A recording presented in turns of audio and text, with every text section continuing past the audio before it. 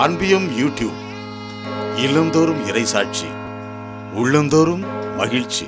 அஞ்சாதீர், நம்பிக்கையை மட்டும் விடாதீர். எவ்வளவு ஆழமான விசுவாசம், விடாப்பிடியான விசுவாசம், சோர்ந்து போகாத விசுவாசம். தான் எதற்காக ஆண்டவரிடம் வந்தேனோ அதை அடையாமல் பெற்றுக்கொள்ளாமல் நான் திரும்ப மாட்டேன். சாகும் தருவாயில் இருக்கும் மகளை விட்டுவிட்டு நான் வந்திருக்கிறேன். இந்த நேரத்தில் நான் அவளின் அருகில் இருப்பதை விட நான் இயேசுவின் அருகில் இருப்பேன். அங்கு இருந்தால் கவலை, கண்ணீர், துயரம் தான். நான் இயேசுவோடு இருந்தால் புது வாழ்வு, மகிழ்ச்சி, மன நிறைவுதான். இதுதான் யாயிரின் விசுவாசம். அவர் விசுவாசம் மதிக்கப்பட்டது. போதகரை தொந்தரவு செய்வதுதான் ஒரு விசுவாசியின் அழகு, விசுவாச வாழ்வின் அர்த்தம். தொந்தரவு செய்தார். தம் மகனை உயிரோடு பெற்றுக்கொண்டார். 12 ஆண்டுகள் இரத்தப்போக்கினால் வாடும் பெண்மணி.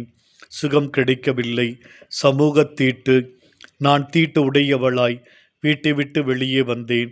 நான் தீட்டு உள்ளவளாய் நான் வீடு திரும்ப மாட்டேன். அவருக்கு மட்டுமல்ல, அவரது ஆடையின் விளிம்பிற்கும் கூட சுகம் கொடுக்கும் வல்லமை உண்டு.